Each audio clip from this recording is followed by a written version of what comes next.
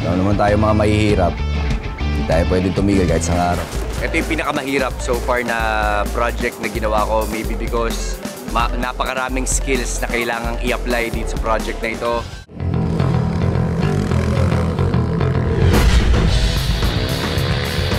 Amazing, di ba?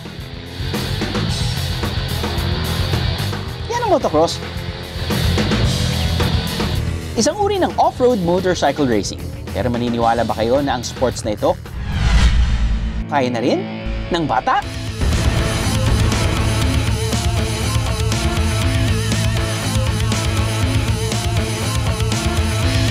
Ang batang ipakikilala namin sa inyo, hindi dapat ismulin. Dahil sa edad na 5 taong gulang lang, umaarangkada na siya sa hobby niyang pagmo-motocross lang naman.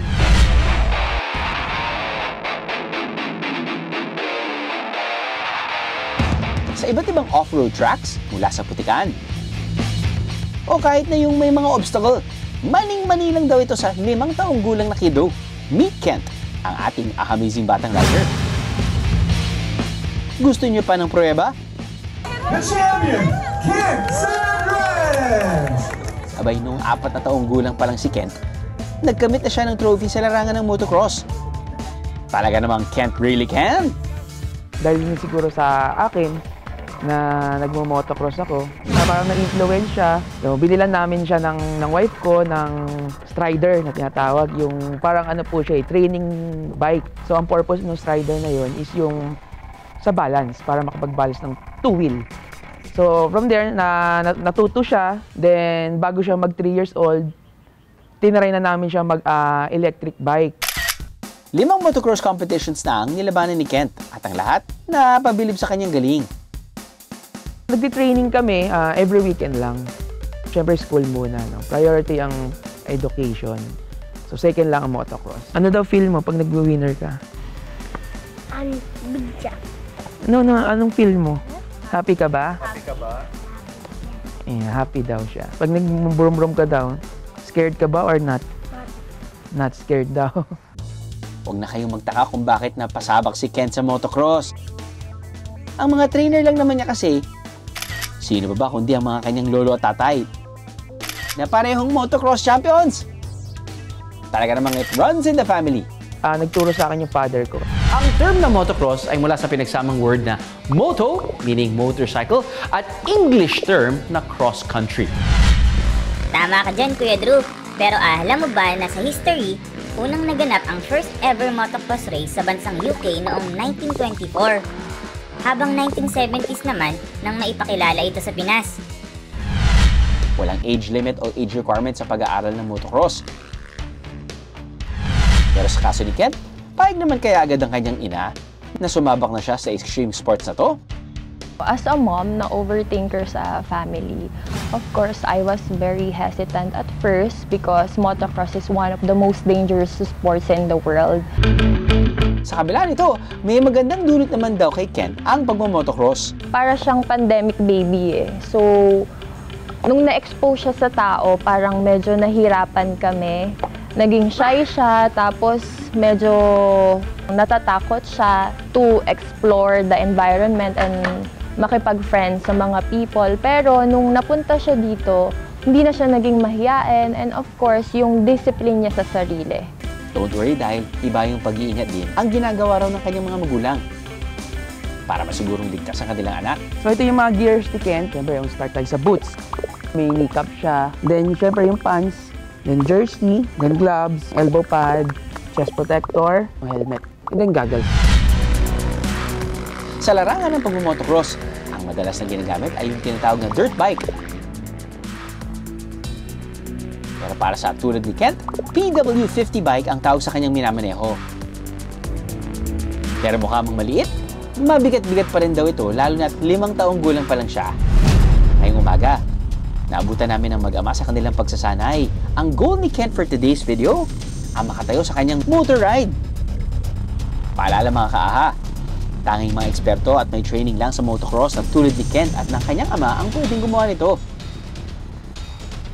Stand up! Stand up! Kaya, huwag na huwag gagayahin. Enjoy lang kayo dyan sa panonood. Humarurot kaya sa mga paandaran na galawan sa motor ang ating batang rider? Sa pinakabagong action serye ng Kapuso Network naman, bida rin ang motorsiklo. Mula sa habulan sa kalsada at pag-aarangkada sa kung saan-saang lugar. Ito ang umatikabong Black Rider. Pinagbibidahan ito ng primetime action hero at kapuso si Ruru Madrid. Talaga, Tyson. Alam naman tayo mga mahihirap. Hindi tayo pwedeng tumigil kahit sa araw. Ito yung pinakamahirap so far na project na ginawa ko, maybe because napakaraming skills na kailangang i-apply dito sa project na ito. From fight training to gun handling to motorcycle. Actually kasi ako talaga gumagawa ng mga stunts ko. So prior to this project, nag-train na rin ako. I guess 6 months before namin i-shoot to. At para sigurong level up at ligtas ang kanyang mga motor stunt, dumaan si Ruru at ilang cast sa matinding pagsasanay. Pero sa mga rep ako dyan, may paalala rin ang ibang cast ng Black Rider sa paggamit ng motor. Iwasan lang natin to violate the rules. Lalo na yung sa bike lane. Unang-una, maliit lang ang bike lane. So, ibigay na natin sa mga nagbibisikleta. Hanggat kaya natin sumunod sa rules, sumunod tayo. Kailangan nila malaman yung discipline sa pagmamaneho sa kalye. Dapat mas more safety din talaga kasi parang every time na magmomotor ka, kalahati ng paha mo nakabaon sa lupa. Maraming salamat po sa inyo, ha. Kasi meron pa rin ho kaming kuryente ni nanay. Dahil sa kanyang pambihirang galing at kabutihang loob, binihag na rin ni Black Rider maging ang puso ng mga bata. Basta biyahero, Elias Guerrero! Black Rider! Black Rider! Black Rider! Black Rider! Pero ang amazing kid na tulad ni Kent, hindi lang daw basta fan kundi siya rin mismo kaya makipagsabayan kay Black Rider.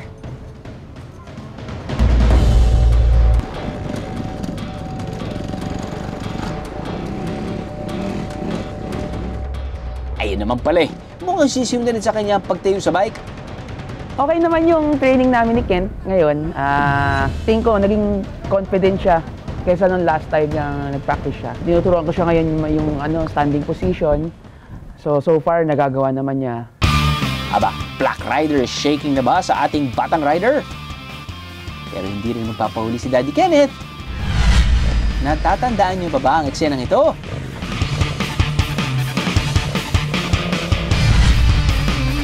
Alam niyo bang si Daddy Kenneth ang nag-double kay Ruru sa makapiginingang motor stunt na ito? Nag-start yun talaga. Yung mga artista din, ako yung nag-train sa kanila. Tinuruan ko sila ng mga basic training sa pagmumotor. At para mas ganahan pa ang ating batang rider, may mensahe rin siyempre ang Black Rider himself, ang iyong Kuya Ruru. Hello Ken, this is your Kuya Ruru and nakita ko na talagang at an early age na gustuhan mo na yung pagmumotor. Hopefully talagang pagpatuloy mo lang yan. Of course, lagi ka susunod sa parents mo. Wag mong papabayaan kung ano man yung pag-iingat na sasabihin sa'yo ng magulang mo. Dapat mong sundin. Wag mong pababayaan yung pag-aaral mo. Sa panahon na kinakailangan natin ng mga bayani, pinatunayan ni Ruru, mga delivery rider, at maging ang ating batang rider na walang pinipiling edad ang pagpapakita ng tapang, galing at tibay ng loob. Aha!